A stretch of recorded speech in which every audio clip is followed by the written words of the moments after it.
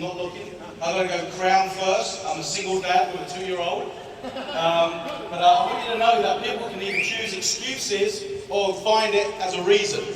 And I've got a picture of my, look at me there. I was 20 stone almost 6 months ago. I lost 38 pounds on the shed. And all I've done is kind of the coaching and the mentoring, sometimes slightly confused, but you have to run on faith. And one of the calls I had was that you need to be in the States, and I went over and I started listening to these people on this stage right now. And do you know what? I've never been in a room of some 18,000 people when I sat there and thought, the UK needs this now. And there's nothing worse than when you know you want it right now, but you can't do something about it. But these guys have put a strategy in place for every one of you in the room. I am no different. How many of you just finished the month out and hit a rank? Do you know what these guys show no favoritism. I'm not here because I did it. I'm here because you on the team did it. These guys put the game plan, and I happen to be the next in line. Do you like that idea about, so it's going to be your time very soon when you're next in line? It's not a deal where someone was lucky.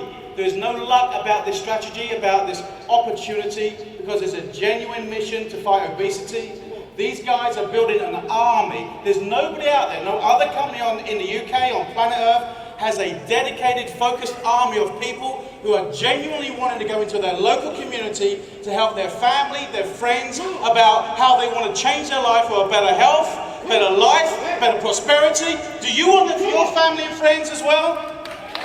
When I sat in that room in the United States, and I sat there, I realized for once in my life that I had to look beyond the money. I'll be honest with you. I'm a restaurateur, by the way. When I looked at the business, I was working 18 hours a day. I had an old little chef. I was first in, last out, paid myself last. Anybody business owners relate to that? And I actually collapsed in September, and I went into a 3-day semi-coma. And it was down to pure exhaustion. I had to build up the energy when I was told to come and check this out.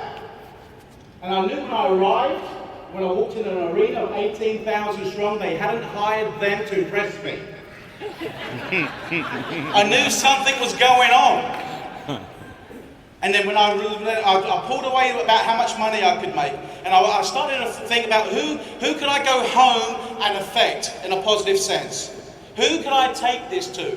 Who was the demographic? And then I realized, this is the moment, my light bulb moment happened for me, is when I looked, then there was a 22-year-old young man who just qualified for his BMW. There was a 74-year young lady who just qualified a BMW. She got in for the community, for the social aspect. This guy got involved because he was driven by the car. I realized that this opportunity, I could not prejudge anybody. You know why? Obesity doesn't prejudge you. Obesity does not prejudge you. I didn't wake up all of a sudden. It's like, how many ever woke up and you were overweight? It wasn't overnight. It was a process. And then I realized, and I started watching these people losing 50 pounds, losing 100 pounds, losing 200 pounds, taking literally 20, 30 minutes to walk all the BMW qualifiers, like today. And I sat there and thought, if I ever was in the right place ahead of the time, and these guys haven't even reached out to us. And you know what? This is what these guys have done. They've reached out to the UK. They've reached out. So what are we going to do? What are we going to do? Are we going to slap their hand down and say, I'll do it our way? Because I did. I did. And then Nick slapped me. And I slapped him back. And he slapped me again. And I gave in. Because you realize how many of you are following someone Monday morning who don't even have the fruit on their tree, and you're following them? They're paying you pounds per hour, they don't even have the fruit on your tree, and you're listening. Then why would we listen to people with the fruit on the tree? These people have the fruit on the tree, and we haven't even got going. We have not even got going. We have done this on blind faith this weekend. You arrived here like I did. We were in Body by Vibe. We were on the challenge.